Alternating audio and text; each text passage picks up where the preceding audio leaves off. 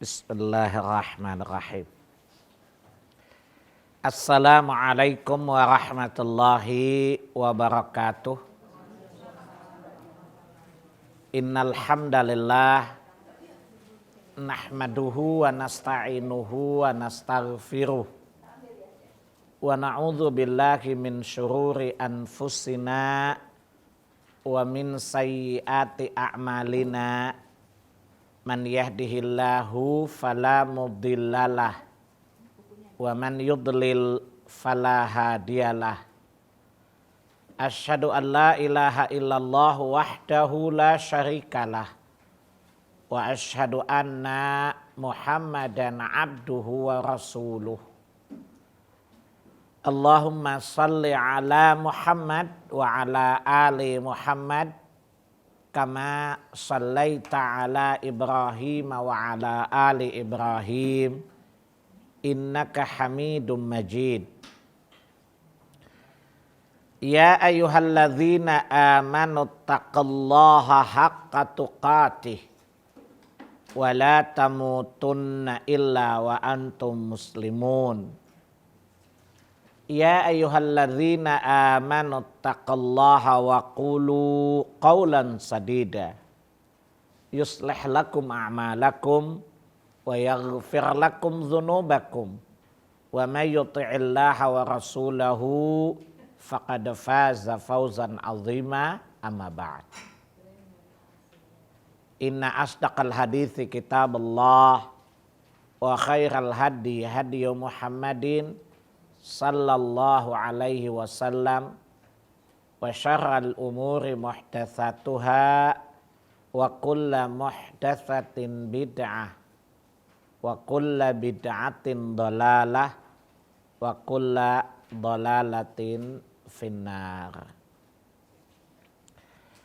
Ibu-ibu sekalian rahimani Allah wa iyyakum, alhamdulillah atas segala nikmat yang telah Allah karuniakan. Salawat dan salam atas qudwah hasanah kita Rasulullah sallallahu alaihi wasallam. Mudah-mudahan Allah subhanahu wa ta'ala memberkahi setiap langkah kita menuju majelis-majelis ilmu. Allah jadikan dia kafarat sebagai penghapus dosa-dosa dan kesalahan kita. Dan Allah jadikan setiap ilmu yang kita dengar, yang mengajar, diberi hidayah di atas kebenaran, dan yang mendengarkan diberi hidayah dan kemudahan untuk menerima dan mengamalkannya. Baik ibu-ibu sekalian, hari ini kita masuk kepada kaidah yang kedua ya. Karena bahasan kita adalah qawaidul Quran ya. Jadi kaidah Al-Quran itu dalam kitab itu ada 50 kaidah. Andaikan kalau saya tambah lagi menjadi 180 kaidah sebenarnya. Karena ada beberapa potongan yang beliau tidak tuliskan di sini sebenarnya. Ya contoh kalau dibuat kaidah lagi lebih banyak, seperti di dalam ya potongan surat 2 Al-Baqarah ayat 44-42 misalnya. La talbisul haqqa bil batil. Jangan kalian mencabur adukan yang hak, dan itu tuh kaidah juga sebenarnya. Cuman penulis tidak meletakkannya di sini.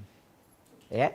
Nah, kemudian pada surah yang sama ayat 44 juga, ata'muruna an-nasa bil birri wa tansawna anfusakum. Itu pun satu kaidah sebenarnya. Ya, bagaimana seseorang di dalam meluruskan orang lain seharusnya dia lebih lurus lebih dulu. Jadi meluruskan dirinya lebih dahulu. Tapi penulis kitab ini membatasi kepada 50 kaidah yang menurut beliau mungkin itu lebih dibutuhkan oleh pendengar ya. Karena kitab ini adalah hasil dari ceramah beliau ya di radio dan televisi kerajaan Saudi Arabia ya. Kemudian beliau diminta untuk menuliskannya menjadi sebuah kitab sehingga mudah untuk diingat, menyebar sampai ke seluruh pelosok dunia ya. Baik, jadi kalau saya kumpulkan banyak sebenarnya ya potongan-potongan ayat yang menjadi kaidah-kaidah yang luar biasa ya, yang tidak kita dapatkan pada kitab-kitab yang lain. Ya, kitab yang lain panjang-panjang tapi saling bertabrakan satu dengan yang lainnya. Sehingga tidak berlebihan ya. Kalau sering saya katakan kepada kawan-kawan yang suka, kawan-kawan non-muslim ya, suka mengkritik Islam, saya suka bilang bahwa yang bermasalah di kami itu orangnya, bukan ajaran agamanya, bukan kitabnya. Kalau di situ yang bermasalah dari hulu sampai hilir, dari kitabnya sampai umatnya. Kitabnya bermasalah, umatnya apalagi. Ya, baik. Pertanyaannya nanti di belakang aja ya, karena orang-orang ini datang tidak serentak ya. Mungkin karena macet kali ya. Ya, biasa macet suka jadi kambing hitam sih di Indonesia.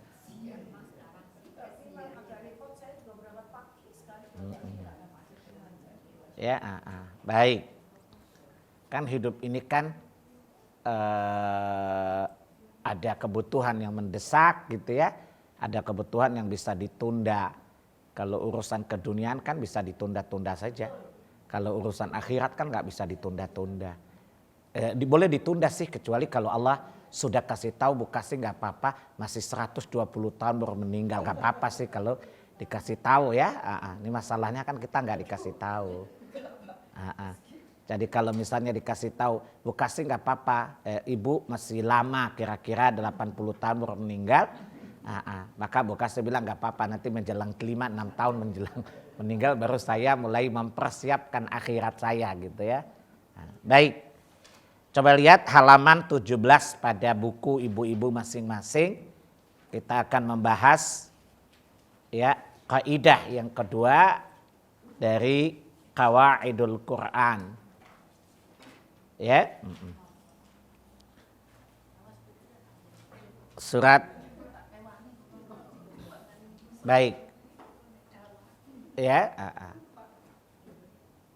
ayat potongan ayat ini terdapat di dalam surah 2 Al-Baqarah ayat 216. Saya bacakan ayat ini utuh ya, karena makna ayat dapat kita fahami bahwa Quran itu dipotong pun mengandung kaidah yang khusus gitu. Tetapi maknanya pemahaman kita lebih utuh kalau kita membaca ayatnya secara utuh, secara sempurna pula ya. A'udzu billahi minasyaitonir rajim. Kutiba alaikumul qital wa huwa kurhul lakum. Asa an takrahu syai'an wa huwa khairul lakum wa asa an tuhibbu syai'an wa huwa syarrul lakum wallahu ya'lamu wa antum la ta'lamun. Jadi saya menjelaskan ayat ini secara menyeluruh ya, sehingga pemahaman kita terhadap kaidah ini lebih utuh juga ya. Korelasi munasabah. Jadi munasabah, korelasi ayat dengan ayat ini, lihat dulu korelasi ayatnya yang relevan ya. Surat 4 An-Nisa ayat 21. Surat berapa? Jadi korelasi munasabah ya ayat ini dengan surat 4 An-Nisa ayat 21.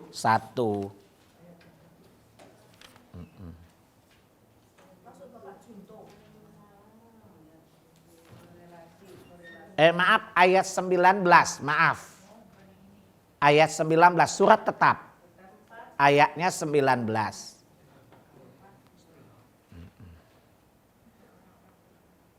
Ya ayyuhalladzina amanu la tahillu lakum an tarithun nisaa karha.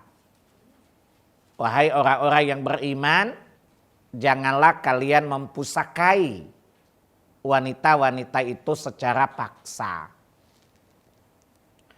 Wala ta'duluhunna litadhhabu bi ba'di ma ataitumuhunna illa ayatina bi fahishatin mubayyinah. Ya, dan janganlah kalian menyusahkan mereka kaum wanita istri-istri itu karena hendak mengambil kembali sebagian dari apa yang telah kalian berikan kepada mereka. Ya, illa ayatina bi fahishatin mubayyinah. Kecuali apabila mereka melakukan perbuatan fahisyah secara nyata. Wa ashiruhunna bil ma'ruf, dan pergaulilah mereka dengan menurut cara yang patut, cara yang baik. Kemudian kata Allah, fa in karihtumuhunna fa asa an takrahu syai'an. Ya, maka bersabarlah.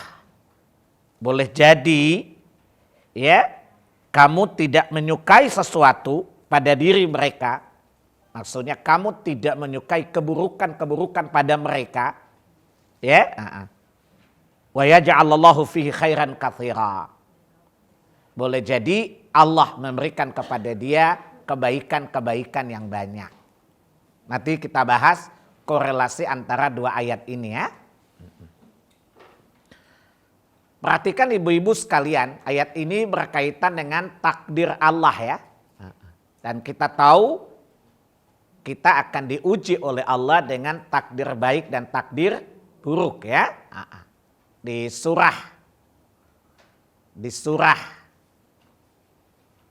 21 surat Al-Anbiya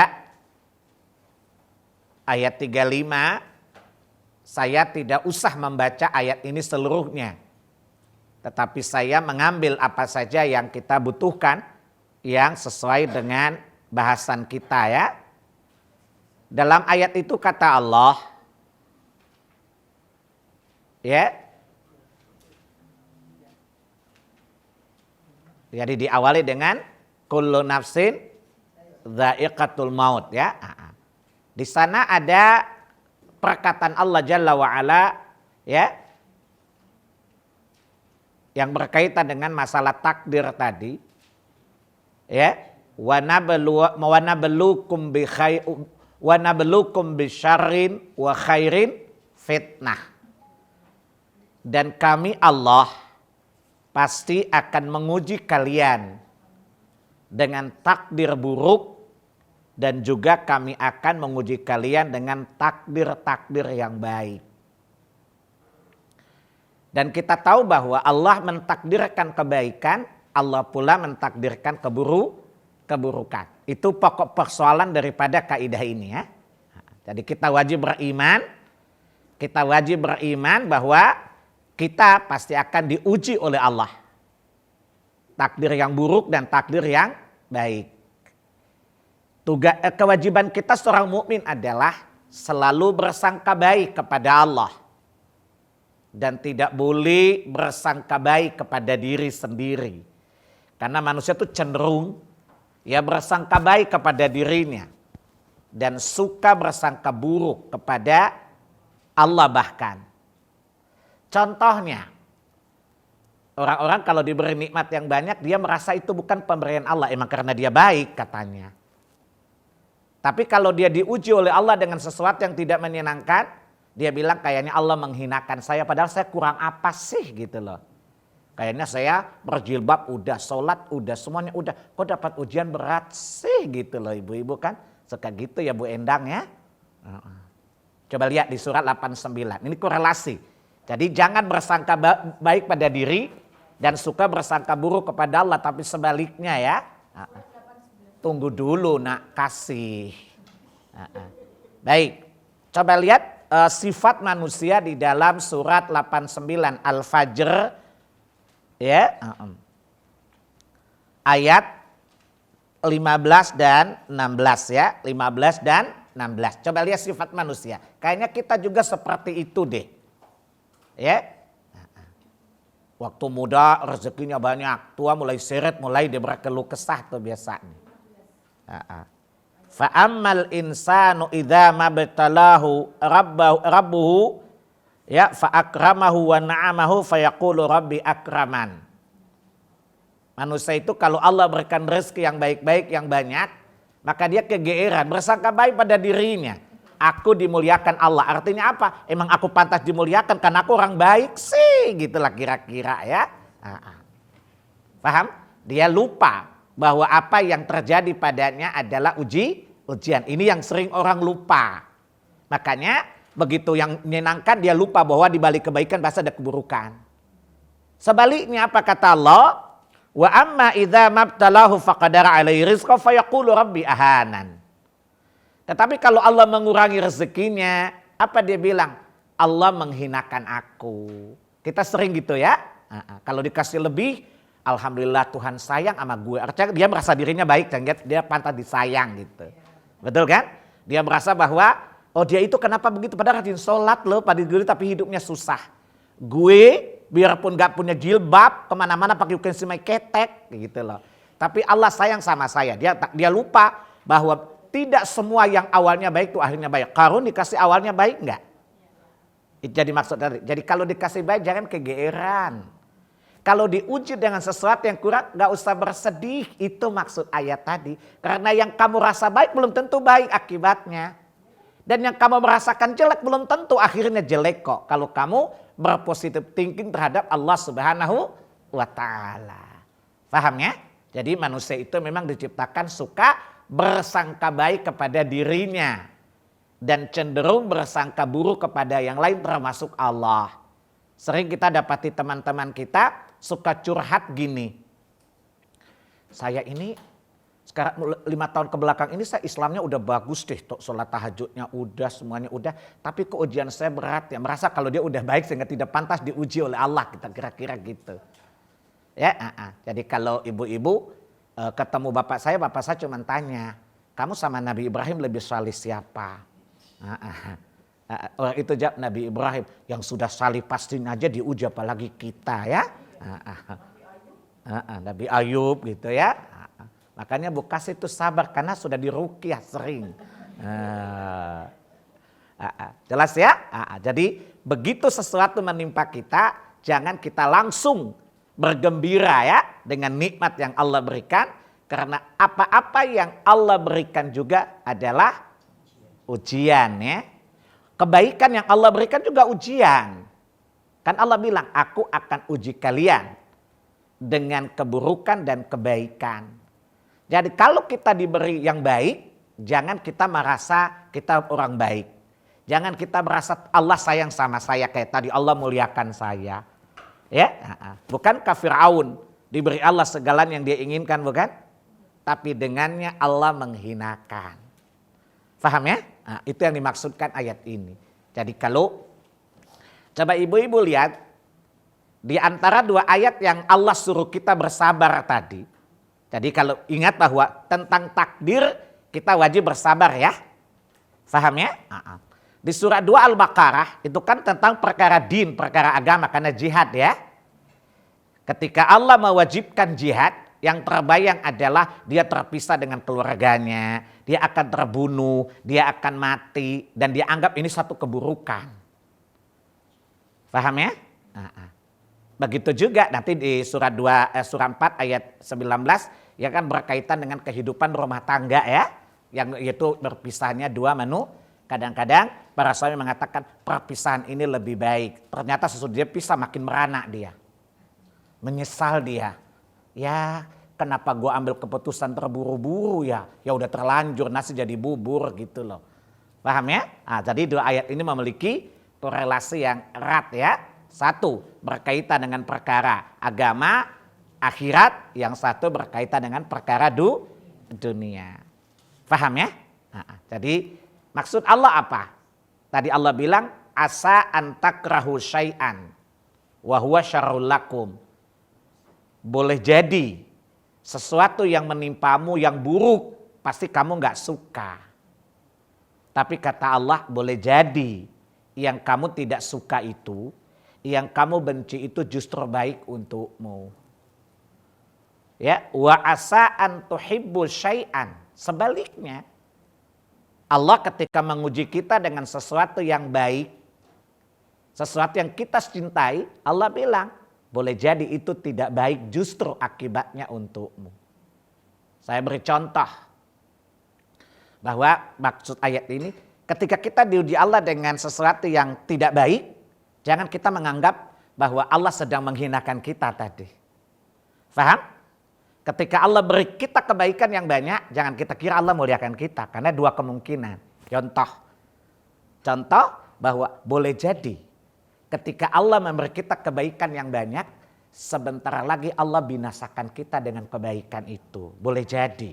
Lihat surat 6 ayat 44. Jadi boleh jadi. Sesuatu yang membuat kita bahagia, kita merasa senang, merasa sudah baik, justru itu awal dari malapetaka. Justru itu awal dari malapetaka. Coba lihat surat 66 ayat berapa? 4. Surat 6 ayat 44. Ini contoh bahwa sesuatu yang kamu anggap baik itu justru tidak baik untukmu. Sehingga setiap umat, setiap orang Islam hendaklah selalu berhati-hati dan bersikap bijak dalam menyikapi segala hal-hal yang dialami.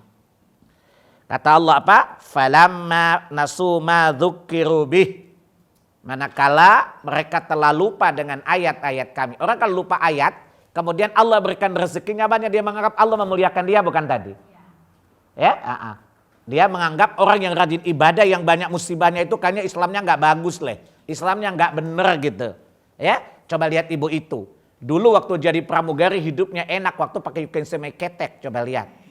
Sekarang dia Islam hidupnya agak susah, dia suka bandingin kan? Enggak ya, ini kan bukan saya bilang ibu jangan sok tahu deh bu. Ini orang yang hubud dunia tadi. Coba lihat, aku dari dulu sampai sekarang tidak berubah, tetap aja hidupku baik gitu loh. Paham? Ketika dia semakin durhaka kepada Allah, dia makin jauh dari agama, lalu pintu rezekinya dibukakan, dia merasa Allah sayang sama dia tadi surat 89 tadi. Apa kata Allah? Fatahna alaihim min kulli syai'. Lalu pada saat dia jauh dari kami, pada saat dia mendurhakai kami, pada saat dia mengingkari ayat-ayat kami, pada saat dia melawan ayat-ayat kami, dia tidak patuh kepada kami, justru kami bukakan kepadanya pintu-pintu kesenangan, kata Allah. Baik bukan? Menurut kita baik tadi kan? Coba lihat karirnya makin nanjak, ya, pintu rezekinya makin banyak, pas ketangkap sampai simpan uang dolar di kloset, coba lihat. Paham ya?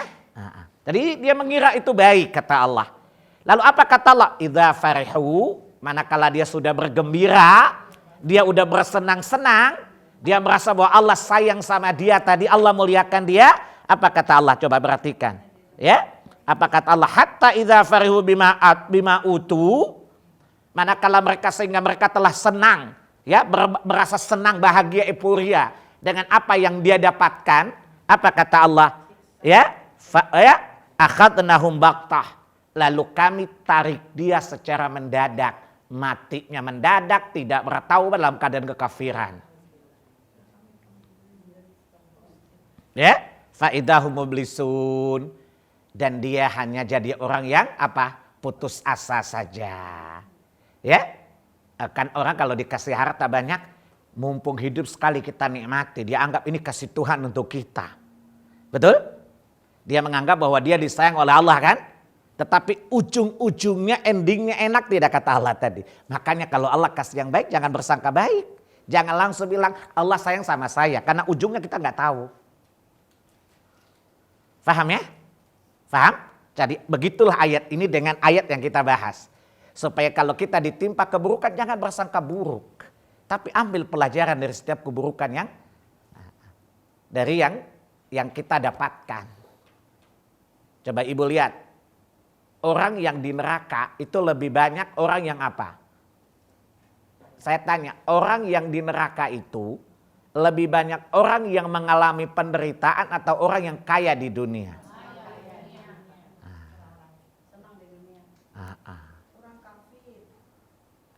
Aduh, pinter banget Bu Kasih sekarang karena pakai batik kali ya. Jelas ya? Jadi itu contoh tadi. Dari sesuatu yang baik jangan pernah kita euforia karena ujungnya mungkin gak baik. Ya, ini yang dimaksud dengan istidraj ya. Tahu istidraj enggak? Jadi orang dikasih seperti ayam dikasih makan dulu, ya dikasih begitu ayam dekat dipatahin lehernya. Itulah yang dimaksudkan oleh Allah di surat 7 ayat 182. Jadi jangan sampai kita salah menilai sesuatu yang datang dari Allah. Setiap apa yang kita rasakan baik lalu kita lupa, ya kita merasa senang dengannya, padahal akhirnya adalah buruk buat kita. Ya kata Allah, innalladzi coba lihat surat 7 ayat 182. Baik kata Allah, walladzina kadzdzabu biayatina sanastadrijuhum min haitsu la ya'lamun. Dan orang-orang yang mendustakan ayat-ayat kami, maka kami tarik dia ke dalam kebinasaan secara pelan-pelan tanpa dia sadari.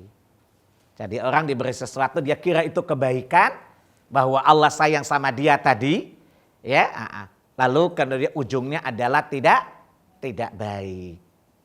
Sebaliknya Bu, Allah bilang apa? Asa an takrahu syai'an. Sebaliknya kalau Allah mentakdirkan keburukan kepada kita, sesuatu yang tidak baik, boleh jadi kita pasti nggak suka ya. Contoh, siapa sih ibu-ibu punya sesuatu kemudian diambil, pasti nggak menyenangkan kan? Tetapi biasa berjalannya waktu ibu baru sadar, untung dulu aku nggak punya ini. Kalau dulu aku punya ini, pasti aku mengalami nasib seperti ini. Aku begini karena memang seperti itu yang ditakdirkan Allah. Banyak dalam hidup ya, nanti dijelaskan. Dari Quran Sunnah pengalaman sehari-hari. Maka Allah bilang apa? Kalau aku timpakan takdir buruk, jangan kamu bilang aku hinakan. Kamu jangan bersangka buruk kepadaku. Ya? Wa idzibtalahu faqadara alaihi rizqahu fayaqulu rabbi ahanan tadi. Kalau dia dikasih sesuatu yang buruk, ya dikurangi rezekinya misalnya, maka dia bilang Tuhanku menghinakanku. Dia bersangka buruk kepada Allah. Dia merasa bahwa dia tidak pantas untuk mendapatkan ujian semacam itu. Dia tidak pantas mendapatkan keburukan. Jadi dia bersangka baik kepada dirinya bukan? Dia bersangka buruk kepada siapa? Ini kalau pakai dialeknya Bu Titi, ini orang tidak tahu diri ya. Sudah menumpang, melotot, kentut pula kau. Nah, ibu lihat kisah. Ya, kisah. Coba ibu punya anak. Kemudian anak itu disuruh buang di sungai. Ibu siapa yang tidak merasa sedih Bu? Tetapi buah dari kegelisahan, buah dari yang tidak disukai mendatangkan kebaikan di akhir bukan? Contoh kisah ibunya Musa kan? Di surat 28 ayat 7 dan seterusnya bukan? Paham ya? Ketika ibunya Musa sedang senang-senangnya ya, mengandung, dan pada saat dia baru melahirkan datang malaikat, hanyutkan anakmu di sungai Nil. Ibu siapa yang nggak sakit Bu? Ibu siapa yang nggak gelisah Bu? Ya karena manusia tidak tahu gaib bukan? Yang tahu gaib adalah Allah kan? Ya ibu siapa yang tidak tersayat-sayat hatinya Bu? Ketika bayinya yang sedang dia rindui, kemudian diletakkan di atas keranjang dan dihanyutkan di tengah sungai tanpa dia tahu nasibnya seperti apa. Dan buah, andaikan ibunya tetap bertahan maka Musa dibunuh bukan? Paham? Tetapi Allah menyuruh ibunya untuk menghanyutkannya. Allah pertemukan dengan wanita yang paling mulia di dunia, istri Firaun bukan? Ya, dan coba lihat nasibnya luar biasa bagusnya. Lihat surat 28 ayat 9. Nasib Musa ya, surat 8 ayat berapa? 9. Subhanallah. Coba lihat perkataan. Ya, perkataan dari istri Firaun ketika melihat bayi mungil tadi. Ya, apa kata dia? Wa qalat imra'atu fir'auna qurratu ayunin li walak la taqtuluh asa ayyan fa'ana aw yattakhidahu walada wa hum la yash'urun. Istri Firaun berkata, dia adalah penunjuk hati bagiku dan bagimu. Janganlah engkau membunuhnya. Andaikan ibunya tidak mengikuti nasihat ini, kira-kira Musa dibunuh enggak? Karena Firaun akan mencari setiap bayi laki-laki sudah diramalkan jadi nabi kan.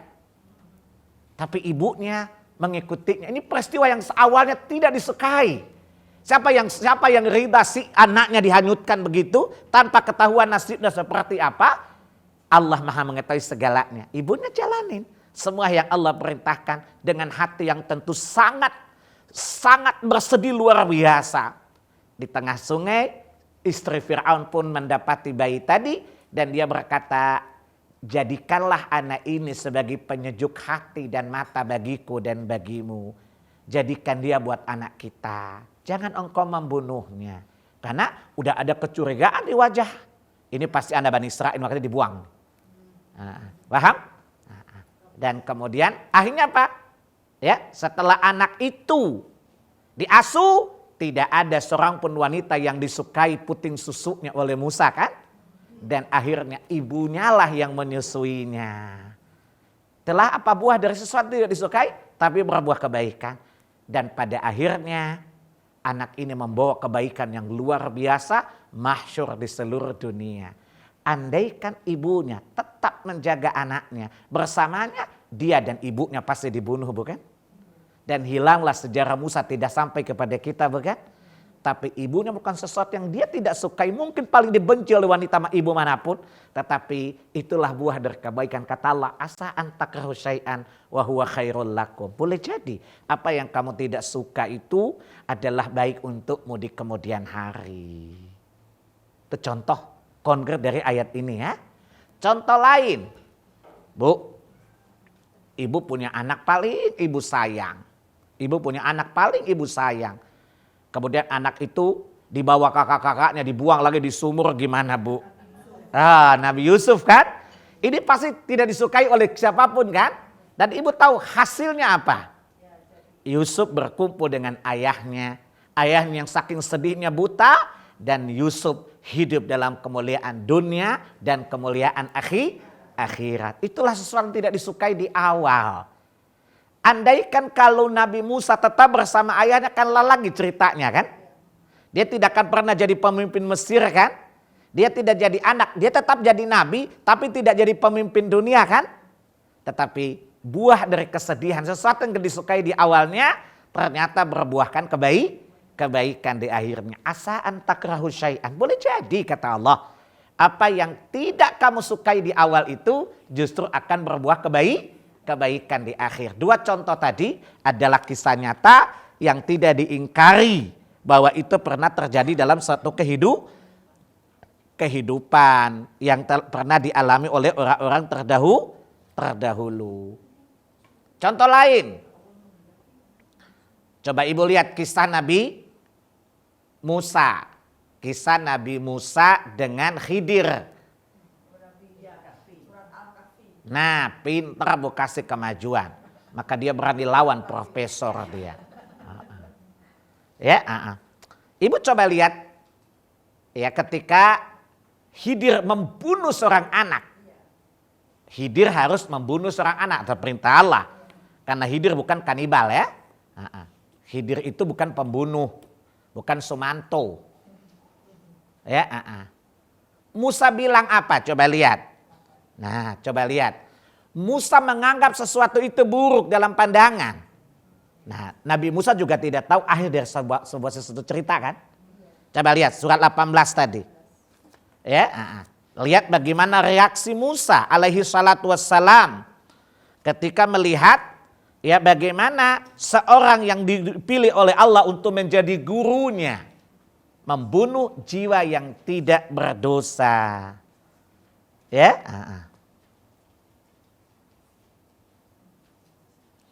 Lihat ayat 74 dulu.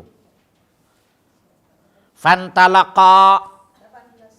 Surah 18 ayat 74 dulu. Fantalaqa. Keduanya pun bertolak. Mulai berangkat lagi. Melanjutkan perjalanan dari satu peristiwa yang Musa anggap jelek kan. Ya. Hatta idza laqiya ghulaman faqatalah. Lalu keduanya mendapati seorang anak. Lalu Khidir pun membunuh anak itu. Nah, dalam pandangan Musa perbuatan buruk ini si si Khidir tadi. Qala aqatalta nafsan zakiyatan bighairi nafsin. Nah, apa kata Musa? Khidir, kok kamu membunuh jiwa yang suci dengan cara yang tidak dibenarkan oleh syariat? Itu kan perbuatan jelek, itu kan perbuatan buruk. Kenapa kamu lakukan itu? Ya, laqad ji'ta syai'an nukra. Coba lihat. Sungguh engkau telah melakukan sesuatu perbuatan yang sangat mungkar. Jadi di mata Nabi Musa itu buruk kan? Tapi coba lihat jawabannya di ayat 80 dan 81. Berapa? 80 dan 81. Wa ammal ghulamu fakana abawahu mu'minaini fakhashina ayyurhiqahuma ya tughyana wa kufra. Ya, dia bilang apa? Kenapa saya membunuh anak kecil itu? Karena kedua orang tuanya mukmin dan kelak dia pasti akan memaksakan kedua orang tuanya kafir. Karena itu aku bunuh dia. Dan aku berharap agar Allah mengkaruniakan seorang anak yang lebih salih daripada anak tadi. Jelas ya Bu? Nabi Musa saja kita kadang-kadang kelakuan kayak Musa. Terburu-buru memvonis sesuatu. Ya namanya Neo Musa namanya. Ya dalam hidup ini kita sering kayak Musa kan. Melihat apa-apa langsung dia menafsirkan sendiri, protes sendiri. Ya, Nabi Musa saja salah bukan? Kata ibu-ibu ya wajar lah. Kata Bu Endang kan. Nabi Musa saja salah. Apalagi saya keturunan orang Jawa. Nah ini pelajaran bahwa emang Allah punya rahasia yang banyak. Sesuatu yang nampak di awalnya takdir buruk ternyata membawa takdir baik di belakang bukan. Sampai-sampai Nabi Musa pun tidak mengetahui gaib kan. Kalau Nabi Musa saja tidak tahu gaib, gimana Mama Loren dan sejenisnya bisa mengerti gaib? Ini kan perkara gaib bukan. Rahasia di balik perbuatan yang real tidak diketahui rahasianya oleh Musa kan. Andai kata Musa tahu gaib, Musa tidak nanya dan protes kan. Nah kalau Nabi Musa aja nggak tahu gaib, gimana paranormal bisa mengatakan mereka tahu gaib? Kemudian setelah terjadi, ya maka Khidir pun menjelaskan setiap apa yang telah dia lakukan. Bu, dalam hidup ini contoh banyak sekali. Ya contoh ibu, orang suka mengeluh begini. Pak Salim, saya menikah sudah 11 tahun tapi belum punya anak. Ya, Bu, bersabar aja kan anak itu tidak bisa ibu bikin. Memang ada kata dalam kalimat dan kalian menciptakan anak kalian, gak ada Bu. Cari sampai bulu-bulu untuk tumbuh lagi gak ada. Ya Allah mengatakan wa khalaqnal insan, akulah yang menciptakan manusia melalui dua mani yang bercampur. Anda bertemu saja, tetapi apakah nutfah itu berubah jadi anak atau tidak itu urusan Allah. Saya suka bilang Allah tahu Bu, boleh jadi anak itu akan mendatangkan keburukan buat ibu di suatu hari seperti kisah yang tadi kan. Paham ya Bu? Tetapi kita hari ini orang lain punya anak enak ya bisa liburan sama anak. Saya kemana-mana sama suami sendiri deh. Saya cuma jawab ibu masih mendingan sama suami saya sendiri jalan. Sampai Bu kasih nawarin diri pun saya nggak mau loh.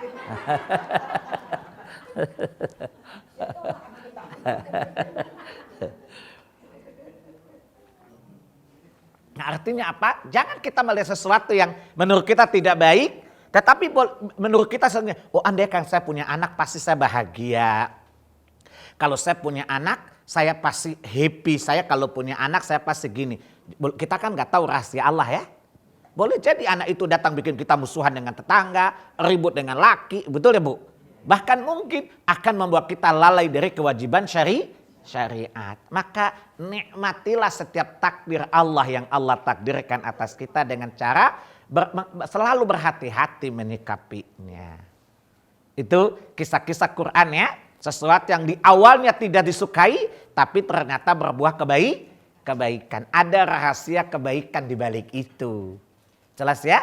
Sehingga jangan sekali lagi kata Allah, sesuatu yang tidak kamu sukai, jangan kamu anggap itu buruk.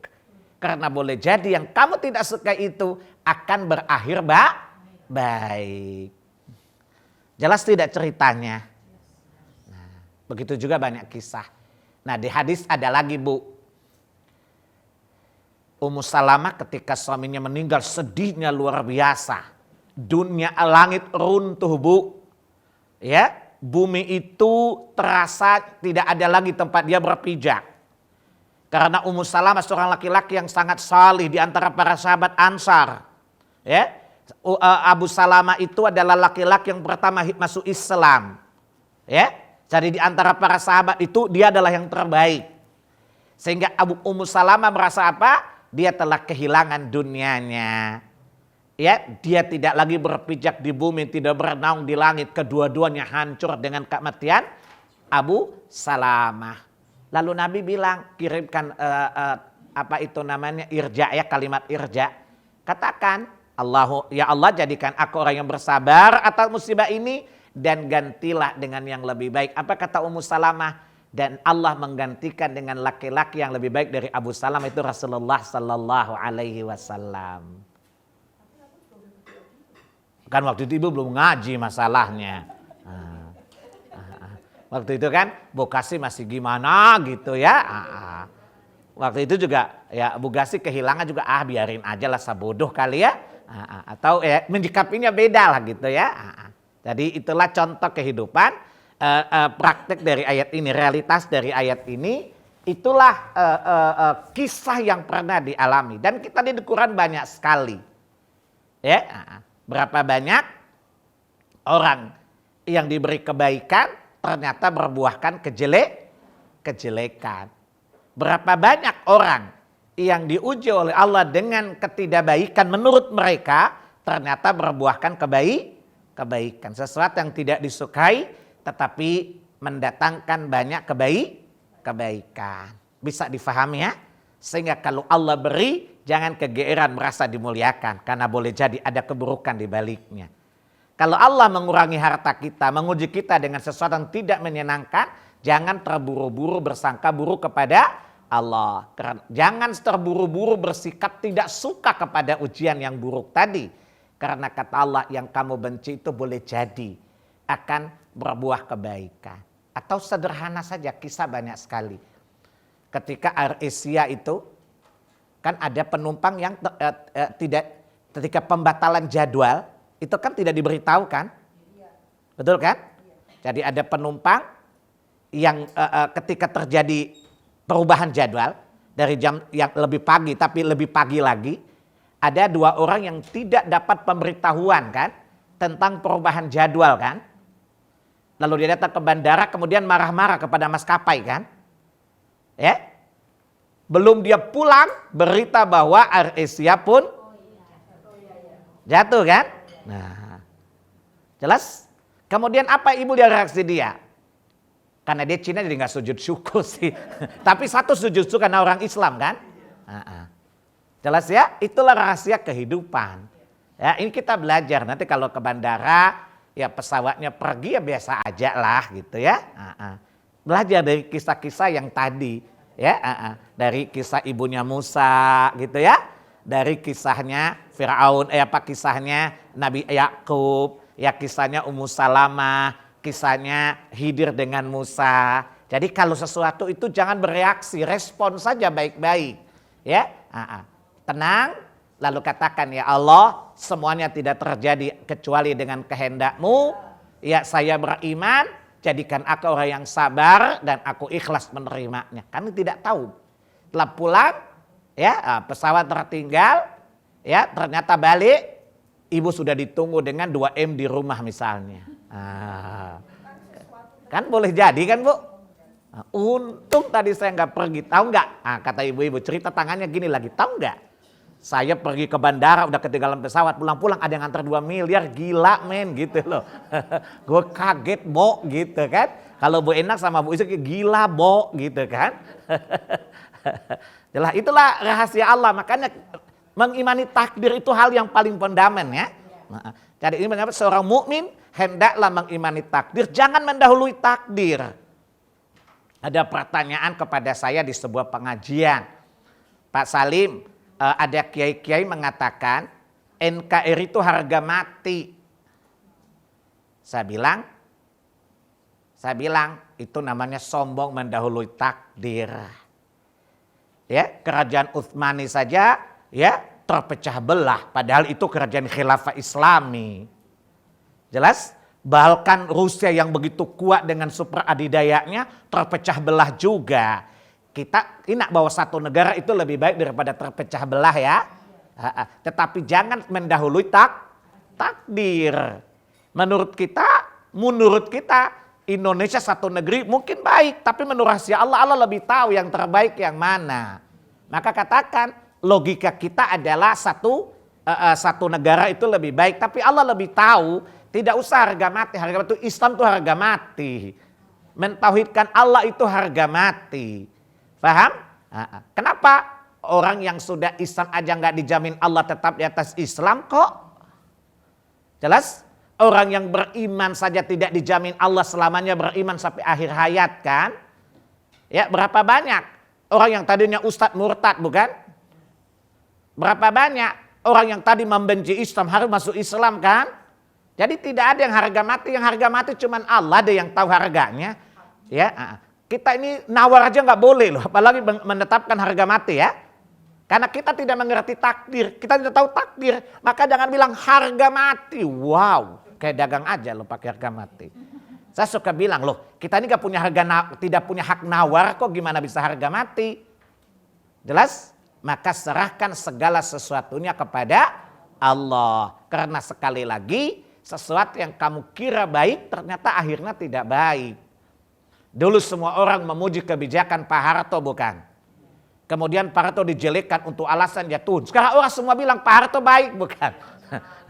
Itulah kehidupan. Ya, sekarang orang-orang di mana-mana. Saya kemana-mana mendapati gimana Bu? Wah Pak, kalau Orde Baru kita mah bahagia, kita senang, nyawa kita tidak terancam gitu kata mereka. Nah itulah kehidupan kan? Ya, mereka menganggap kalau Presiden Pak Harto lama-lama rusak negeri, hari ini lebih rusak bukan? Lebih rusak lagi kan? Coba lihat Pak Harto dulu, nyawa kita tuh aman loh. Artinya kalau ada orang dianggap mengancam negara dibunuh ya, itu rahasia dia. Tetapi kita orang awam ada nggak begal-begal kayak gini? Nggak ada kan, orang sekarang siang-siang bolong di supermarket orang ditembak loh. Di banyak tempat. Jelas ya? Jadi itulah kehidupan. Orang dulu menganggap tidak baik, ternyata orang sadar kalau itu yang baik. Ya, kenapa? Karena orang yang melihat sesuatu yang baik tidak baik karena ada kepentingannya, bukan karena kejujurannya. Kita orang beriman menyikapi takdir itu dengan iman, dan iman itu jujur kan? Karena keimanan tidak akan terbangun kecuali di atas ilmu ya. Dan ilmu kita lah wahyu Allah, bukan logika dan bukan akal. Orang bertanya, Pak Salib, Islam agama akal? Bukan. Islam itu agama wahyu yang dapat diterima dengan mudah oleh akal. Bukan agama akal. Kalau agama kan direncanakan, bisa dirubah, bisa direvisi oleh akal, nggak bisa. Islam itu agama wahyu. Ya, sehingga kalau orang mengikuti wahyu, ketika akalnya tidak memahami tapi yakin, aman nggak hatinya? Aman kan? Karena dia tidak bilang Allah lebih tahu rahasianya. Ketika dikatakan Allah lebih tahu rahasianya, tenangkan hatinya kan? Tapi kalau sesuatu tidak bisa dicangkau akal, tapi dia mikirin aja sambil nyopir lagi, kira-kira nabrak nggak? Tapi kalau dia katakan bahwa Allah memiliki rahasia yang aku tidak perlu tahu, tapi aku wajib mengimaninya. Apa yang aku imani? Boleh jadi apa yang tidak aku suka itu baik.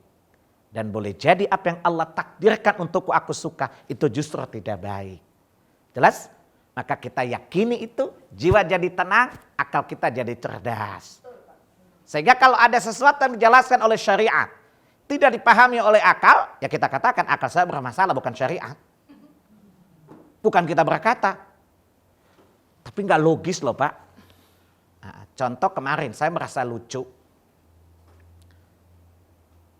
Mantan imam besar Majelis Islam meninggal ya Pak Mustafa Ya'qub rahimahullah, semoga Allah merahmatinya. Apa kata imam yang baru? Saya tidak nyangka, lo takdir kok nggak nyangka gitu. Emang takdir bisa disangka-sangka gitu loh. Karena saya baru kemarin sore baru ketemu di Sunda Kelapa gitu loh, pagi gitu ya. Malah ketemu, jadi begitu kabar datang saya nggak nyangka. Dalam hati saya, di mana letak akidah ini orang? Kok kematian disangka-sangka gitu loh. Paham? Misalnya kalau dua orang ketemu mesra-mesra, tiba-tiba dia pulang marah-marah, marahin kita, oke lah kita nggak nyangka dia marah gitu kan. Paham nggak? Nah, jadi itu contoh. Kalau seorang yang sekaliber itu mengatakan saya nggak nyangka meninggal secepat itu. Tapi itulah kematian, coba lihat. Jadi artinya apa? Ketika akalnya dia tidak bisa bernalar bahwa padahal seorang mukmin tidak gitu kan. Ya, saya tidak kaget. Karena itulah rahasia Allah, seharusnya begitu. Saya tidak nyangka siapa? Kok saya tidak tahu kalau dia mati secepat ini gitu ya. Padahal biasanya saya tahu kapan orang mati gitu loh. Gitu kan. Kan gitu logikanya kan. Sehingga saya nggak nyangka karena di daftar saya tidak hari ini nggak mati gitu loh. Paham ya? Jadi kalau pakai logikanya gini. Ketika orang mengatakan saya nggak nyangka dia mati secepat ini misalnya. Artinya apa? Gue kan tahu siapa yang mati tanggal berapa, jam berapa kan. Di manifest saya nggak ada dia mati. Kok saya nggak nyangka gitu loh ya. Mungkin karena dia bikin sehat-sehat atau Iya, ya itu salah juga kan? kalau kita ngomong begitu, ini kalau dia juga seorang imam. Iya, jadi ini kan artinya apa? Artinya apa? Kan tidak mengedukasi orang untuk ridha menerima sebuah kematian juga kan? Jadi orang bilang iya sih kayaknya. Lalu kalau orang awam, jangan-jangan kali disihir, jangan-jangan kali. Paham ya? Nah, kan coba lihat. Iya, paham kan? Jadi membuat orang lain, orang awam berpikir, oh iya ya, yang ngomong kan ulama gitu. Orang dianggap, kalau saya menganggap dia bukan ulama sih, dia menganggap dia ubaru dia. Paham ya? Tapi ketika dia bilang, saya nggak nyangka gitu loh. Dalam hati, logika saya gini, loh ini orang kok ngomongnya kayak gini. Seharusnya orang mengatakan, ya kematian tidak bisa disangka-sangka, emang sudah waktunya dia pergi, karena itu rahasia Allah gitu loh. Jadi kalau di logika kita gini, saya nggak nyangka seakan-akan semua orang yang mau mati hari itu manifestnya ada di tangan dia, lalu si fulan itu nggak ada gitu loh, tidak nyangka karena di manifest nggak ada gitu kan. Nah inilah contoh sederhana kan, tetapi ini tandanya dia tidak percaya kepada takdir Allah dan bagaimana Allah mengatakan bahwa mati adalah bagian dari gaib kan.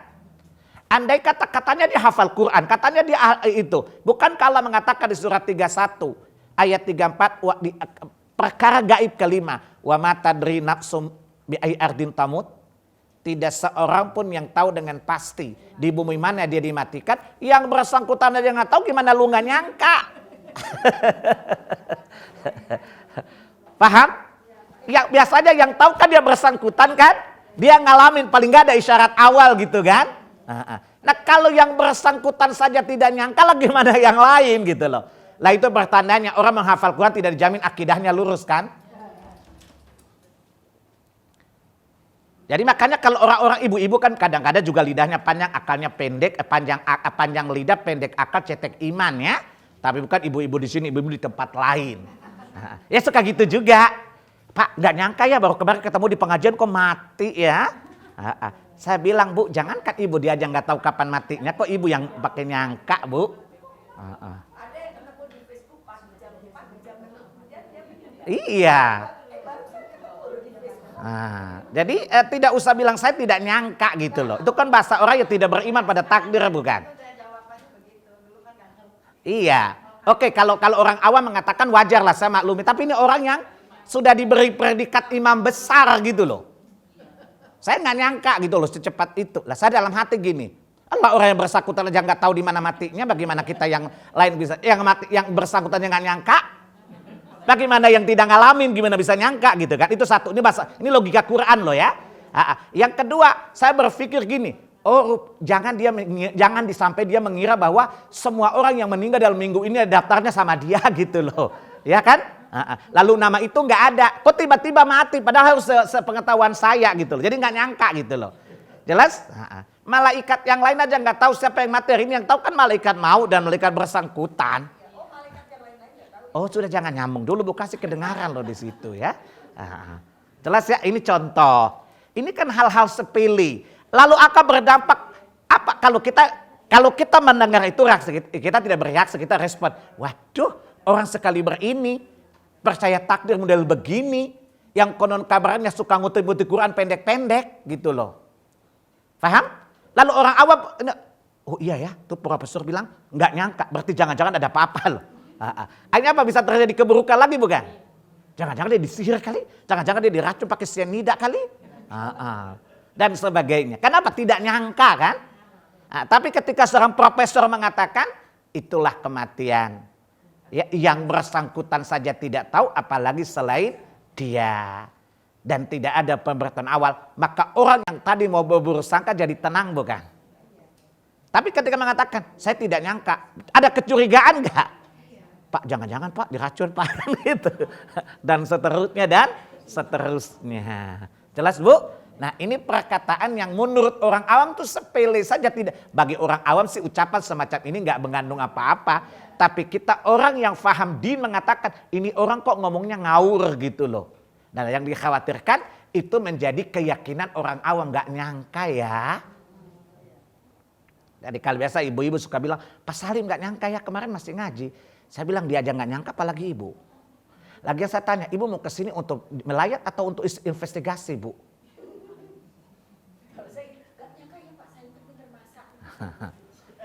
Ya kalau itu oke lah ya. Karena itu kan pilihan kita gitu, keahlian. Ya, oh tidak nyangka ya si ibu itu ternyata ayu tapi bisa mendesain bangunan yang tinggi. Itu kan kita heran, wajar lah gitu ya.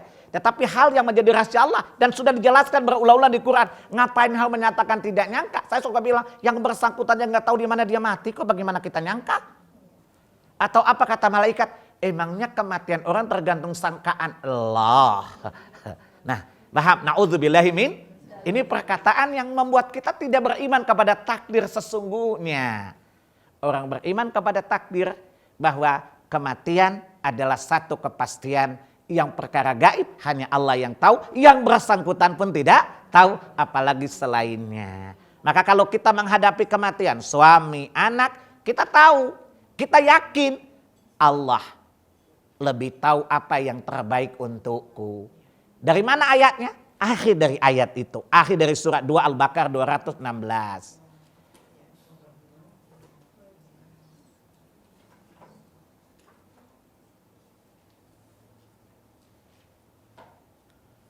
Wallahu ya'lamu wa antum la ta'lamun. Ya, karena Allah maha mengetahui segala rahasia.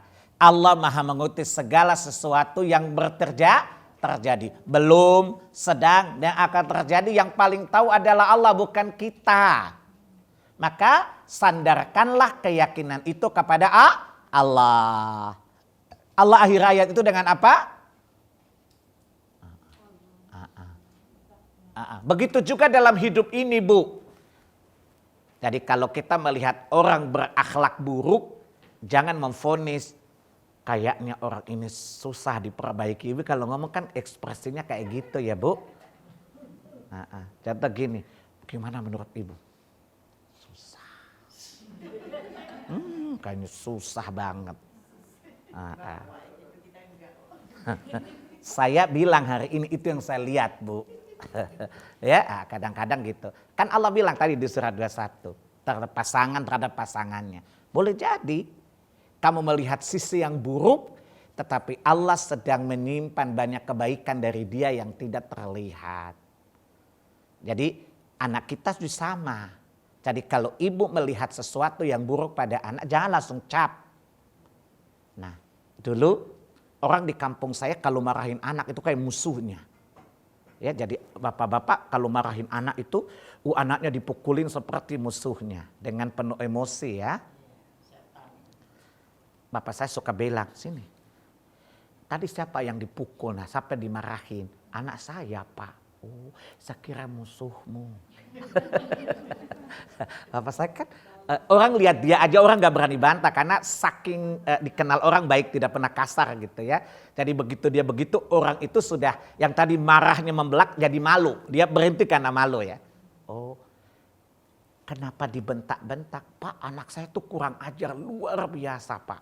Dia tidak bisa dinasehatin kecuali dengan cara seperti itu. Bapak saya bilang baik, tapi duduk dulu. Boleh saya kasih tahu beberapa hal? Boleh. Nah, bapak saya tanya gini, kamu dengan Nabi Musa lebih mulia mana?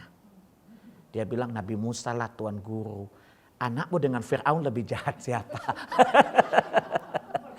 Ini contoh dari ayat tadi. Jadi menyikapi orang itu bijak gitu loh. Jadi bapak saya kalau saya cerita, orang itu susah Pak diperbaiki. Udah jangan begitu. Allah tahu Fir'aun tidak bakal beriman loh. Tapi Allah masih berharapan kepada Musa untuk dia beriman. Paham ya? Coba lihat. Lalu ayah saya bilang, coba buka. Coba ambil Quran ke sini. Suruh dia buka di situ. Jadi bapak saya maksudnya menunda-nunda supaya semakin diperlama supaya emosinya turun. Bapak saya suka gitu. Dipanggil, diajak, bikin kopi dia minum dulu. Lalu supaya agak diperlama-lama supaya semakin dia ketemu bapak saya makin malu gitu ya. Jadi sehingga emosinya turun. Saya kalau dinasehatin dia gitu ya. Lalu coba buka surat 20 ayat 43-44. Apa kata Allah? Idhaba ila fir'auna innahu tagha. Pergilah kalian berdua menghadap Fir'aun. Sungguh dia sudah sangat melampaui batas. Nah, saya tanya, anakmu dengan Fir'aun lebih jahat mana? Yang disuruh pergi menghadap Musa dan Harun bukan. Dua orang yang salih. Kita orang tua sekarang tidak lebih salih dari Musa dan Harun. Anak-anak kita tidak lebih adab daripada Fir'aun. Dia mengatakan dirinya Tuhan. Tapi apa kata Allah? Faqula lahu qawlan layyinan la'allahu yatadzakkara aw yakhsha. Allah tahu Fir'aun tidak mungkin beriman. Tapi Allah membangun harapan pada Musa. Optimis, selalu bersangka baik dalam setiap usahamu. Apa kata Allah? Ucapkanlah kepadanya dengan kalimat yang santun dan lembut. Boleh jadi siapa tahu dia mengambil pelajaran dan dia takut kepada Allah. Allah udah tahu hatinya. Nah tadi katanya apa? Pak, anak ini tidak bisa nesatin. Ternyata kamu melampaui Allah loh dalam mengetahui hati anakmu. Allah sudah tahu hati Fir'aun. Tidak mungkin beriman. Tetapi Allah masih memberi harapan. Mendidik Musa untuk berharap baik pada orang yang paling jahat bukan? Jelas Bu? Ibu-ibu muda sekarang biasa suka gitu. Ya, pendek akal panjang lisan. Ketika ada masalah akalnya mati, anggap itu paling buruk gitu ya. Jangan. Ya, boleh jadi ya dengan kesabaran kita satu saat itu membuat kebaikan. Bukan banyak sekali anak-anak yang mudanya nakal bikin pusing hari tua yang ngurusin orang tuanya, siapa yang nakal itu kan? Banyak kan kisah. Jadi itulah contoh. Jangan kita selalu memvonis kayaknya. Aduh jangan deh Bu. Jelas ya? Jangan kita selalu memvonis di awal. Karena yang tahu endingnya adalah Allah. Coba lihat. Allah tahu Fir'aun gak mungkin beriman. Tetapi Allah mendidik Musa dan Harun. Bahwa apa? Perjalanan akhir seseorang yang tahu hanya Allah. Yang kedua Allah bilang apa? Menghadapi kondisi buruk apapun selalu berharap baik dari keburukan itu. Apa kata Allah? Boleh jadi dia mengambil pelajaran. Ini kan harapan bukan? Kalau Allah tahu saja Allah tidak bilang, udah tegasin cekik batang lehernya Fir'aun gak mungkin beriman. Enggak. Jelas? Jelas? Jadi ayat ini relevan kan? Jadi kalau kita melihat sesuatu yang paling buruk, kita harus tetap optimis. Selalu berharap ada kebaikan di balik keburukan. Jangan memvonis kayaknya. Betul ya? Kayaknya, aduh ibu-ibu kalau aduh cupanya berarti artinya susah sekali itu ya. Susah banget gitu, jangan. Paham? Karena Allah lebih tahu segala sesuatunya. Pelajaran dari Harun dan Musa kepada Fir'aun. Allah mengajari kita apa? Seburuk apapun kondisi yang kamu hadapi, tetap selalu berharap kebaikan dari setiap keburukan yang kita hadapi. Karena yang tahu perjalanan akhir seseorang adalah Allah. Coba lihat Allah bilang apa? Fir'aun melampaui batas dan dia tidak mungkin beriman. Gak ada begitu kan? Tapi apa kata Allah? la'allahu yatadzakkar. Mudah-mudahan, semoga, taraji ya harapannya, dia mau mengambil pelajaran dari nasihatmu. Maksudnya apa? Sejahat apapun orang, kalau kita datang dengan keganasan, kira-kira dia bela diri enggak? Tapi kalau kita bersikap sopan kepada orang paling jahat, paling enggak dia agak segan enggak?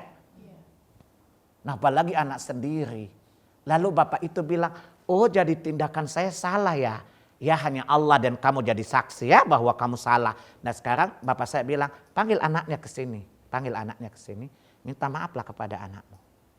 Bagaimanapun dia punya hak untuk mendapatkan pemuliaan. Kalau Fir'aun saja wajib dimuliakan oleh manusia paling mulia namanya Musa, apalagi bapak cuma terhadap anak. Sini, nak duduk sini nak. Kenapa bapakmu marah-marah? Coba bisa cerita, dia cerita. Tapi dia bilang, iya sih Tuan Guru saya salah sih. Si anak ngaku sendiri. Tapi bapak saya bilang, kamu tidak jadi minta maaf kepada ayahmu, lalu apa bilang, minta maaf kepada anak. Kamu telah mendidik anakmu untuk apa? Bersikap elegan, bersifat jantan, bersifat baik, bahwa orang yang kemungkinan tidak berbuat salah, orang yang tidak bersalah saja wajib minta maaf, apalagi yang jelas-jelas salah ya. Nah, jelas ya? Jadi Musa lebih mulia dari kita dan pasangan kita lebih jahat dari Fir'aun. Berharap baik dari sisi itu yang Allah bilang pada apa? Pada surat 4 ayat berapa tadi? 19 tadi. Allah bilang di akhir ayat itu kan? Betul kan? Kan sama enggak ayatnya? Dan kebaikan itu tidak sedikit kata Allah. Coba lihat di ayat tadi. Coba ibu lihat. Coba dilihat di surah 2 Al-Baqarah. Ayat 216 Allah hanya bilang apa? Asa antakrahu syai'an wa huwa khairul lakum. Boleh jadi apa yang kamu benci itu baik. Di sini Allah tidak bilang berapa banyak baiknya. Tapi di surat 4 ayat Allah bilang khairan katsira, kebaikan yang banyak. Paham ya? Tadi salah bilang Bu, 4:19.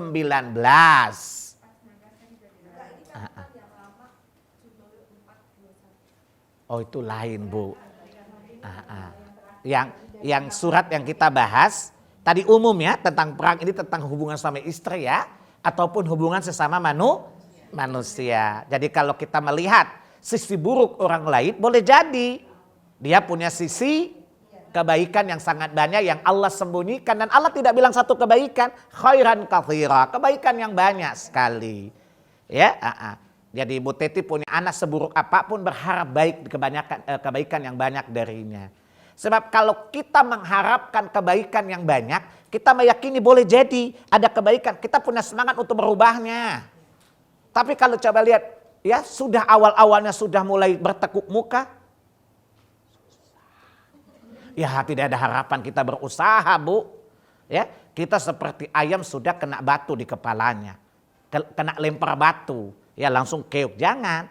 Jelas? Maksud Allah apa? Kalau kita bersangka baik sama dengan Musa tadi, ya punya rasa optimisme, maka ada upaya. Cara ini enggak, kita akan merubah cara ini bukan? Kalau cara ini tidak bisa, kita akan merubah dengan cara ini bukan? Dan seterusnya dan seterusnya. Karena ada harapan. Setiap ada harapan pasti akan menjernihkan akal untuk berkreasi kan? Untuk berusaha mencari metode dengan cara yang banyak bukan? Nah cuman hal ini akan sulit buat ibu-ibu Indonesia karena panjang lidah pendek akal tadi. Insya Allah di sini sih nggak di tempat lain maksud saya.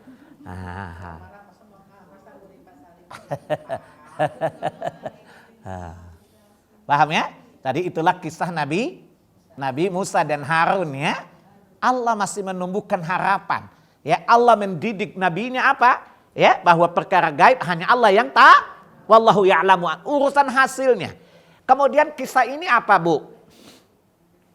Dari kisah Musa dan ayat ini. Sama dengan dalam mendidik anak, Bu. Didik aja dengan cara yang baik Bu. Hasilnya serahkan ke Allah. Karena yang paling tahu hasil akhir adalah Allah. Dan Allah tidak minta tanggung jawab kita tentang hasil akhir kan. Jelas contoh, ibu pilih benih yang baik. Nanam di tanah yang bagus. Ibu rawat dia, tumbuh bagus. Saya itu kerjaan ibu kan? Pertanyaan, buah ibu yang bikin atau Allah? Nah, itu yang Allah ajarkan kepada Musa tadi. Paham? Kamu datang kepada tanah yang buruk, kamu olah dia, kamu tanam yang baik, berbuah atau tidak itu urusan Allah Subhanahu wa taala. Masa iya orang menanam tidak punya harapan? Tetapi coba lihat, nanamnya tidak benar, gila kalau dia berharap kan? Paham? Nah, tadi dia memilih benih yang baik, dia menanam di tanah yang baik, cara menanamnya baik, kemudian ketika tumbuh dia rawat dengan baik, adapun buah dari tanamannya adalah urusan Allah, karena itu di luar jangkauan kita. Itu yang diajarkan oleh Allah kepada Nabi Musa. Begitu juga dalam mendidik anak. Jangan cepat-cepat memvonis kayaknya. Bu Kasih juga gitu, kayaknya. Jadi melawan teman-teman ibu yang profesor yang ibu anggap sabar aja bu, siapa tahu besok-besok mereka baik. Toh mereka tidak lebih jahat dari Firaun kan? Jelas ya? Nah, jadi kita berharap saja dengan demikian kita bersemangat. Itu yang Allah maksud. Boleh jadi hal-hal yang kamu lihat kamu tidak suka suatu saat jadi baik. Itu sama dengan apa? Coba lihat, sama dengan apa? Itulah kenapa Allah maksud ayat ini apa?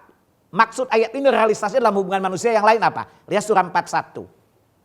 Ayat 34, 35. Ibu kalau disakiti orang pengen cekik batang lehernya enggak? Pengen nampar enggak?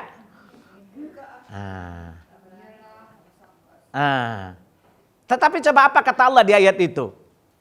La tastawil hasanatu walas sayyi'ah idfa' billati hiya ahsan fa idzal ladzi bainaka wa bainahu adawatun ka'annahu waliyyun hamim. Wa ma yulaqqaha illa alladzina sabaru wa ma yulaqqaha illa dzu hazzin azim. Bu, tidaklah sama kebaikan dan keburukan. Tidaklah sama kebaikan dan kejahatan. Kenapa? Kebaikan itu susah nyantol di kepala bu. Tapi kalau keburukan cepat nyantol. Gak percaya? Saya ceramah 3 jam gak ada yang hafal. Tapi saya gosip 2 jam hafal semuanya cerita gosip. Nah itu contoh. Nah, betul ya bu?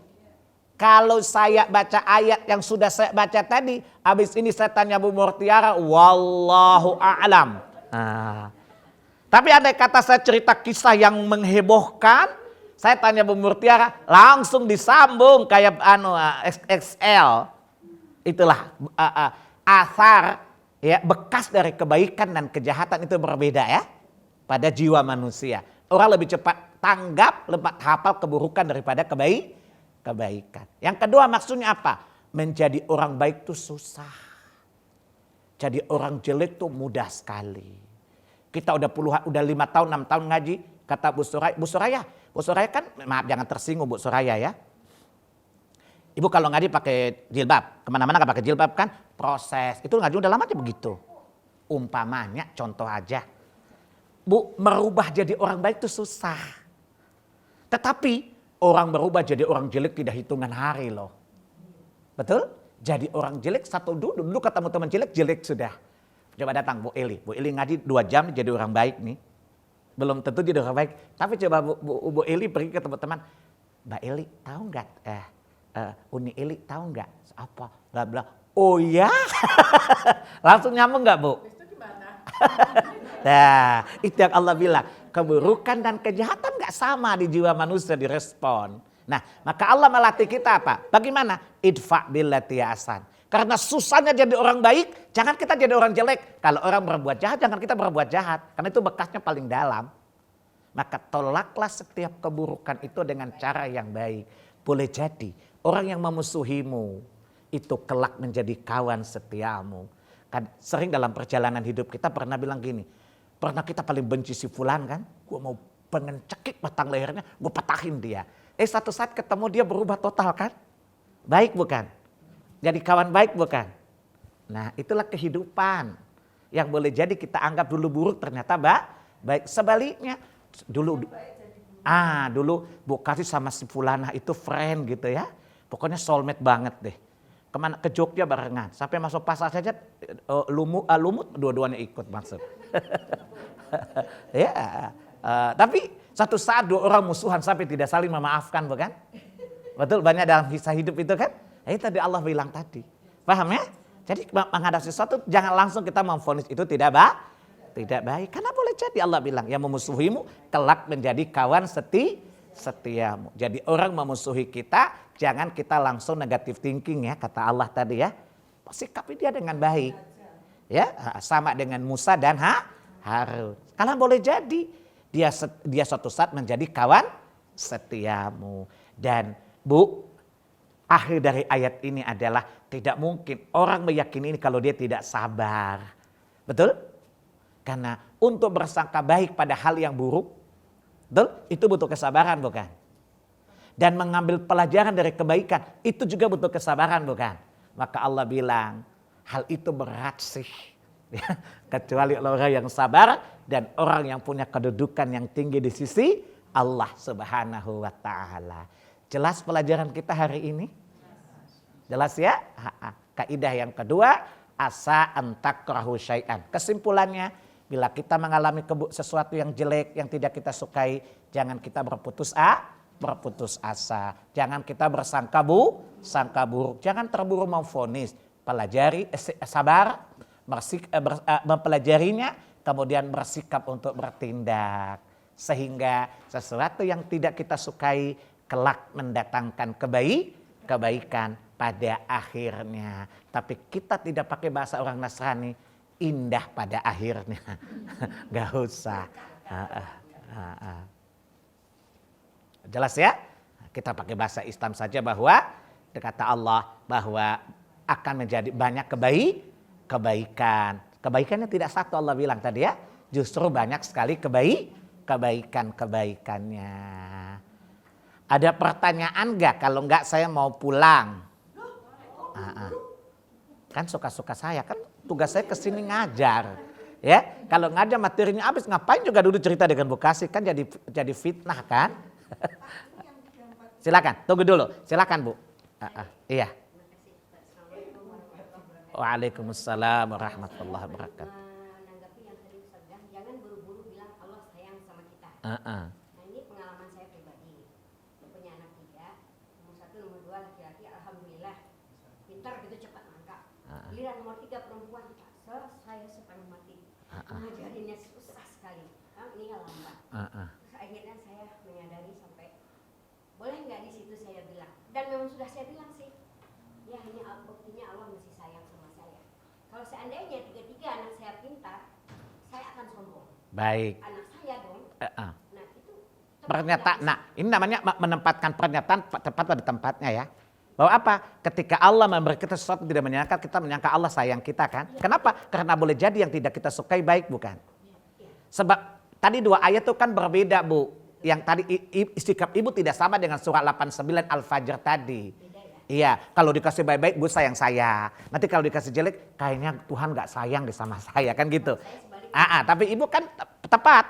Kenapa? Karena sikap ibu sama dengan ayat ini. Boleh jadi yang kamu tidak suka itu satu saat jadi baik kan?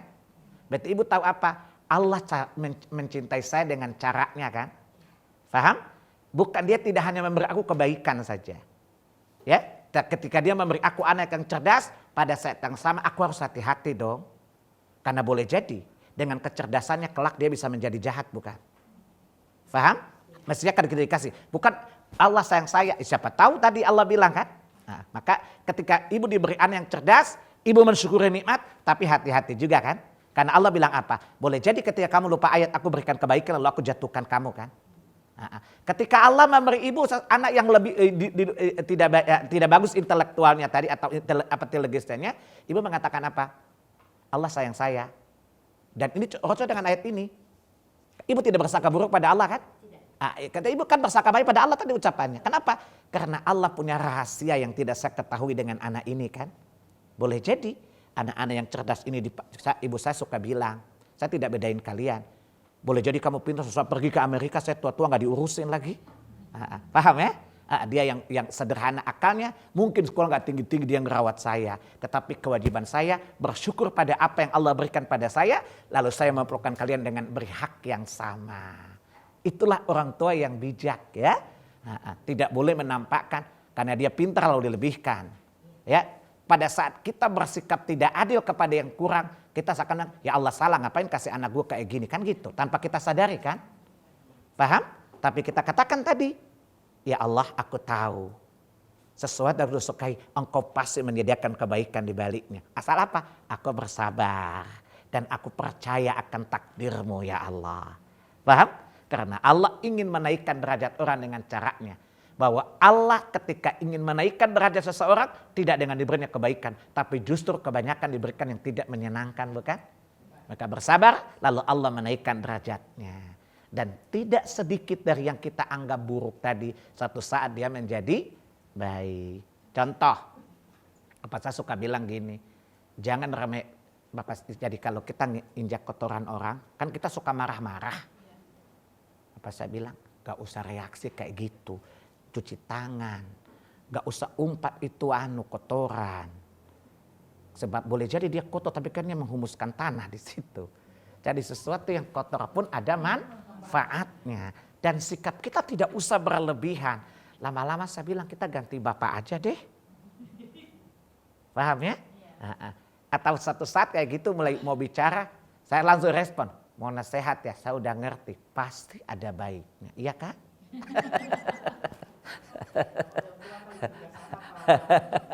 Paham ya? Jelas ya, jadi kita sikapi dengan baik. Dan ingat, apa yang Allah berikan kita syukuri. Kemudian sebagai orang tua, berikan hak mereka. Tanpa membeda-bedakan, karena mereka tidak pernah memilih jadi perempuan atau laki-laki, punya inteligensia yang tinggi atau rendah, itu semuanya adalah takdir Allah dan keduanya ujian. Dikasih kebaikan ujian dan dikasih kekurangan pun itu ujian. Dan keduanya kalau kita sabar pasti Allah memberikan kebaikan kedua-duanya. Paham ya? Yang lain silakan Bu. Bersyukur sekali perasaan saya. Apakah saya sombong apa enggak? Saya punya anak juga seperti ini, dua laki, satu perempuan. Yang laki dari saya merasakan dari dia bayi sampai sekarang kok tidak menyusahkan saya gitu. Menyekolahkan saya nggak tahu apa-apa, itu suami yang ngurusin apa-apa. Jadi bersyukur banget. Terus dua-duanya juga yang laki alhamdulillah ibadahnya bagus. Terus yang perempuan ini ya cuma sholat aja kayak mikir karena. Tapi saya pikir ini kan urusan suami sama nggak tadi? Baik. Urusan suaminya. Iya, baik. Tadi jawaban umumnya sama dengan ibu ya. Apapun yang Allah berikan pada kita nggak boleh bedain. Ingat, kadang-kadang kita suka dikasih berlian satu ini, berlian tahu dikasih satu cuman segini. Ya kadang-kadang Allah kasih tembaga bisa 5 ton, lebih mahal tembaga 5 ton daripada berlian satu dong. Karena boleh jadi bahwa sesuatu yang kita anggap tidak berkualitas suatu saat kita manfaatin kan. Jadi bersikap adil kepada mereka, tahu bahwa ibu dikasih mutiara atau dikasih tembaga pasti ada manfaatnya untuk kita. Pasti Allah tahu apa yang terbaik untuk kita. Kemudian yang kedua, bahwa kalau ada anak kita yang seperti tadi, itu kan urusan suaminya.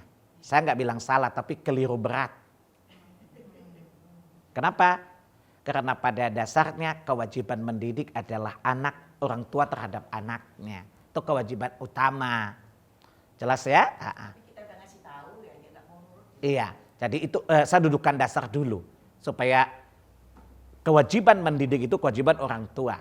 Sejak kecil, nah pertanyaan, sampai kapan sih Pak? Jawaban saya selalu sama. Sampai yang mendidik mati atau yang dididik mati Pak. Cuman caranya aja yang beda. Ketika dia berada bersama kita, mendidiknya mungkin dengan memaksa, memukul. Ketika dia bersuami, kita dengan peringatan, dengan nasihat, cara yang berbeda. Nabi Nuh masih tetap mendakwahi anaknya sampai menjelang ajalnya kan. Dan Allah nukilkan bagaimana dia ayah yang best of the best. Paham? Nabi Yakub masih tetap mendidik anaknya menjelang ajalnya. Paham? Ini hujah bahwa kewajiban orang tua mendidik anaknya sampai yang dididik meninggal, menjelang meninggal. Dan Nabi masih mendakwahi bekas pembantu yang Yahudi kan, menjelang ajalnya dan masuk Islam kan. Nabi masih mendakwahi pamannya menjelang ajalnya kan, tetapi tetap di atas kekafiran Abu Talib, bukan. Faham? Ini hujah bagi kita bahwa tetap kita didik, bahkan menjelang ajalnya. Faham? Nah, dan kita tetap mendidik mereka. Kalau kita masih diberi Allah menjelang ajal masih bisa ngomong, kumpulkan mereka. Kita berikan pesan-pesan yang wasiat-wasiat yang baik. Itu bentuk mendidik. Adapun suaminya dalam segi nafkah iya. Tetapi maklumlah. Mendingan kalau punya suami ustadz. Mendingan kalau punya suami kiai. Ya, ini suaminya juga bahlul, kan kasihan sekali itu. Nah, jadi kalau kita harapkan, mendingan kalau suaminya itu laki-laki yang salih, yang menuntunnya, baru kita beri harapan kan. Nah, jadi gini, itu kan tergantung lakinya, ya tergantung lakinya siapa dulu. Kalau lakinya orang yang paham agama, orangnya mengerti agama, ibu tidak usah nasihat anak ibu. Tapi ibu panggil mantu. Nah, bersyukurlah saya Allah karuniakan punya mantu kayak kamu ya. Ibu sudah mendidik tapi punya keterbatasan. Maafkan ibu atas kelemahan ibu mendidik anak ibu. Artinya apa? Seharusnya saya punya anak perempuan ke situ kan jadi wanita solehah. Ini cuma namanya saja solehah. Tapi dia belum solehah gitu loh. Artinya saya berikan anak itu saya punya kekurangan juga. Maka maafkan saya, tolong bantu. Dan itu sudah kewajibanmu, kita sama-sama mendidik untuk menjadi lebih baik. Jadi tetap aja, cuman caranya saja berbeda. Mungkin ibu bisa dekati suaminya.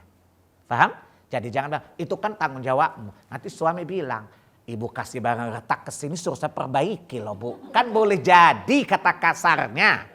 Paham? Ini barang di situ bengkel sudah reject, baru ibu kasih ke sini. Baru ibu bilang, ya terserah kau lah gitu kan. Nah, ini juga tidak arif kan, tidak bijak juga kan. Tapi setiap orang tua merasa bahwa pada dasarnya kewajiban mendidik adalah orang tua. Mungkin belum sempurna. Sehingga tetap dia menyempurnakan tugasnya. Caranya mungkin mendekati suaminya tadi. Caranya aja berbeda ya. Hanya caranya yang berbeda. Sebab saya khawatir kalau ibu bilang, itu kan sini. Karena kamu udah nikah sama anak saya kan. Pokoknya urusan kamu. Dalam hati dia sih. Iya bu, ibu kasih barang rusak kok ke saya gitu. Tadi suruh perbaiki. Yang benar aja bu gitu kan. Nah, artinya tidak. Untung tidak ada kata-kata semacam ini kan. Nah, maka kita katakan, aku berikan anakku kepadamu juga tidak sempurna dalam hal agama ya. Maka tolong bantu aku perbaiki dia. Ya. Kemudian izinkan aku sewaktu-waktu untuk menasehatinya. Seperti itu. Sehingga kita jadi orang tua tidak lalai. Sebab apa yang terjadi hari ini kemungkinan karena kesalahan kita kemarin juga. Jelas ya? Karena apa yang terjadi hari ini boleh jadi itu karena kesalahan kita Beruntunglah orang tua, ayah saya suka bilang. Beruntunglah orang tua yang tidak mendidik anaknya, tapi anaknya menemukan hidayah sendiri. Beruntunglah orang tua itu, dan itu kan sedikit jumlahnya. Ya, misalnya dulu bapaknya nggak didik anaknya, ibunya nggak didik. Tapi anak-anaknya menemukan kebenaran, selalu menjadi orang salih. Betapa bahagianya. Dan itu takdir Allah kan. Dan itu tidak bisa kita rencanakan di awal kan. Maka usahakan kita melakukan yang bisa kita lakukan. Kenapa? Sebab apa? Bahwa orang tua yang tidak mendidik anaknya, tapi anaknya mencari hidayah, itu jumlahnya sedikit. Dan Allah akan memuliakan wajah orang tuanya di akhirat karena kesalihan anaknya. Nah, kita sebaliknya, ada bersama, tidak didik, kemudian apa? Tidak jadi baik, tetap aja tanggung jawab kan? Maka mumpung kita sadari itu, kita segera memperbaiki kesalahan itu agar kita tidak menanggung resikonya. Jelas ya? Jadi saya suka bilang, beruntunglah orang tua yang tidak mendidik anaknya, tapi Allah berhidayah kepadanya. Sehingga apa? Hari kiamat orang tua itu tidak bertanggung jawab sih atas kelalaiannya, tapi tidak banyak karena anaknya tidak berbuat jahat sesudah peninggalnya kan? Jelas ya? Dan itu jarang kan kita dapati. Jarang kita dapati. Iya, jadi kita perbaiki aja. Ibu tetap berdoa setiap waktu mustajab. Kemudian selalu bertemu menasehatinya dengan baik. Nah, contoh nasihatin gini, kan seharusnya yang mendidikmu dulu si bapak sama ibu ya. Cuman waktu itu kan kita juga nggak paham agama, tidak terlalu banyak lah tahu ya. Terus udah gitu kita pindah sana pindah sini kan repot juga ngurusin pekerjaan. Tetapi bagaimanapun kami orang tua kalian, kami pasti tanggung jawab di akhirat. Maka pilihan nanti di sana kami hanya mengalami dua keadaan. Kami akan Allah azab atau Allah maafkan. Nah, tapi Allah akan memaafkan kami kalau kalian mau memperbaiki agama kalian. Contoh seperti ini. Ya, ibu nggak usah bilang, sudah itu kan kewajiban saya. Selanjutnya lanjutkan sendiri, yang nggak bijak juga. Ini nggak bijak juga ya. Sebenarnya, jadi bicaralah dengan baik-baik kepada mereka, gitu ya. Tidak 100%, maka saya tidak bilang salah, tapi ini juga keliru ya. Terlakinya tidak, tetapi ibu dan ayah kandungnya juga masih punya kewajiban seperti Nabi Nuh tetap punya kewajiban dan Nabi Yakub masih tetap punya kewajiban. Bahkan Nabi Ibrahim pun masih punya kewajiban, bukan? Ketika dia datang, mantunya nggak beres disuruh ganti kan? Artinya apa? Menunjukkan bahwa pendidikan itu berlanjut sampai anak-anak itu dewasa. Bahkan berumah tangga, kita pun bisa memberi edukasi di saat-saat yang dibutuhkan. Jelas ya? Tapi kalau sudah memberitahu terus mereka nggak terima karena juga memang saya uji agamanya kan nggak kuat-kuat aman. Terus sekarang kalau memberitahu mereka kan suka ngomong, oh mama sekarang Islamnya aneh gitu. Karena kan banyak yang nggak ngikutin zaman saya dulu. Tapi pokoknya saya ngasih tahu kan, tanggung jawab kan di akhirat jangan. Nah, jawab aja gini, kenapa aneh? Jawabannya gini, lah dulu mama lain, sekarang kok lain.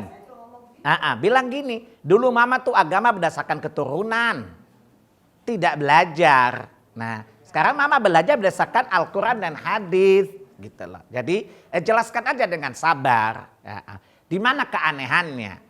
Ya, anehnya bilang semua orang sama. Orang-orang Quraisy dulu juga kafir. Nabi datang kan berubah. Jelas ya? Jadi yang aneh itu kecuali saya tadinya Islam lalu Nasrani, itu baru aneh. Paham? Ini masih Islam. Cuman saya dulu beda hari ini karena dulu saya kan tidak berilmu.